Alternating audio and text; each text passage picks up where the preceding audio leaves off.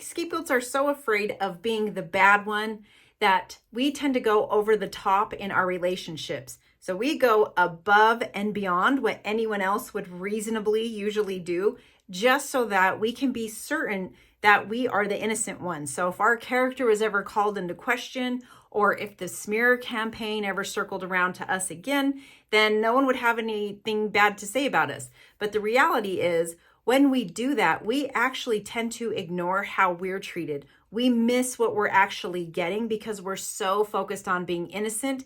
And oftentimes that does not serve us well. It doesn't help. Hi, my name's Olivia. I'm passionate about helping you understand relational trauma so you could get yourself out of it and ultimately overcome it and move on with your life. So everything today is going to come from A Scapegoat No More Forever. It's my book you can find on Amazon. So talking about trying to be the innocent one, from being painted as the bad one or the bad guy, we can develop something like a guilty conscience. And when you have a guilty conscience, you always feel like you're doing something bad or you're doing something wrong, which in the book, it discusses how that is called toxic guilt. When you're guilty, that's when you've done something wrong and you need to apologize for it, make amends. But with toxic guilt, there's not anything you've actually done wrong. So it's really helpful to ask yourself, what is it I feel I've done wrong in this situation?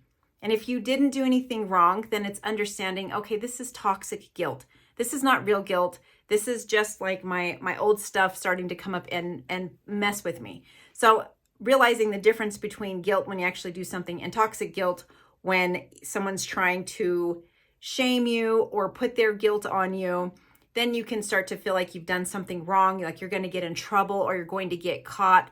And the reality is, no, you're not, because you didn't do anything wrong.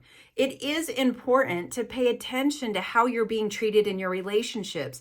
When we only look at what we're giving, especially when we're, in a relationship that's not healthy for us, we are much more likely to stay in that relationship, whether it's a friendship, a working relationship, a romantic relationship, a family type situation.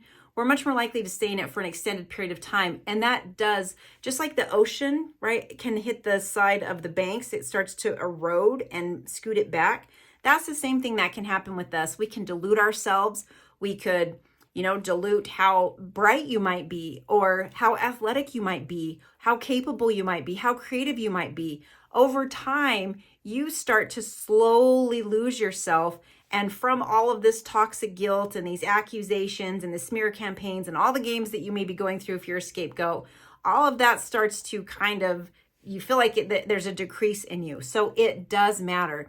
Even if we think, well, I'm okay, I can help more, I can do more, I'm okay if I share this.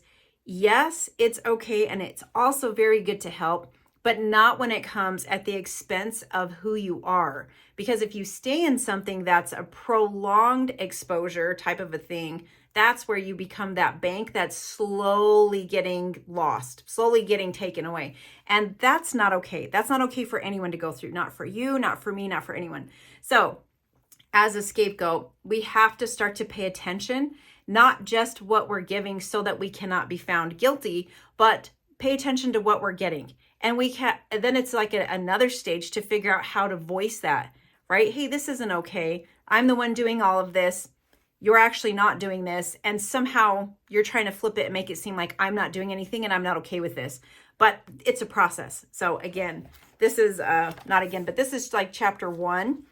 It's not like chapter 1. It is chapter 1. So you can see we're very early on in the journey. That's what I'm trying to get at. It is a process. Overcoming being a scapegoat is a process and a journey. But this is a great start. Pay attention. Am I doing all of this because I'm scared that if I don't, I'm either going to be left or they're going to start a smear campaign. They're going to tell everybody how I'm not doing everything. I got a little dog once again, making a lot of noise. She doesn't do anything until I turn the camera on, and then she's busy, and that's okay, huh? Okay, so thinking about what are you getting in return? And again, this is different than having a transactional relationship. A transactional relationship is I only do this if you do this, right? It's like a tit for tat. It's an exact exchange. We're not talking about that. When you're a scapegoat, doing all of these things for someone who, number one, has no appreciation for what you do. And it's over and over and over. And on top of that, they're the same one who's going to accuse you of doing something exactly the opposite of what you're actually doing, or accusing you of not doing enough or being enough. So that's a big difference, right? So we're not saying be transactional. I only do this if you do this.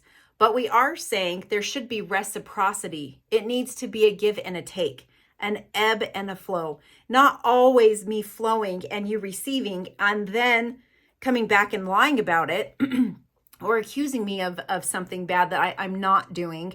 That's where it starts to really degrade us and we really can start to lose ourselves. So really paying attention, okay, have I done anything wrong? And if I haven't, that's toxic guilt. I'm not entertaining it. The second thing is, this is not mutual, right? There's no reciprocity here. There is no give and take here. It's all give. I need to address that. That's something different. And also, we will learn how to deal with the smear campaign, but that's in time to come. The whole point of today is really understanding this is part of what keeps me stuck. It's mostly everything that's, going on in here and everything that went into shaping me. So the next chapter is all about how scapegoats are made, and then it starts to make even more sense. But for today, just looking at your relationships, are you doing things because you're scared you're going to get left? Are you doing things so that you're not the bad one, and so no one could ever come back and say you didn't do enough? Or are you doing things because you feel like you're going to get caught at something, even though you're not doing anything? That is so common for a scapegoat, that guilty conscience. It's very hard. It's very hard to deal with. So thinking about how when you're a scapegoat, you don't have any boundaries. If I'm scared you're going to smear my name in the ground if I don't do every single thing you need and make me look bad and lie about me, that gets me to not be able to tell you no. If I'm scared you're going to leave me if I don't do exactly what you want to do when you want to do it, then I will do whatever you want me to do when you want me to do it. I won't have any boundaries with you. So you can see how we really get trapped in these people-pleasing and acceptance-seeking behaviors because we feel like we're dependent on someone else's approval for us to be okay and for us to be safe. And the reality is, if we keep on doing that, we're never going to be safe. That's like the joke, right? That's like if you flip the light on, it's like, oh, it's actually the exact opposite. My close contact with you is what's continually putting my safety at risk. There is no amount that I could do to be safe with you because I'm not going to be safe in this relationship. But again, it takes time to get there. So all of this comes from A Scapegoat No More. You can find it on Amazon.com. Take good care, and I'll see you in the next one.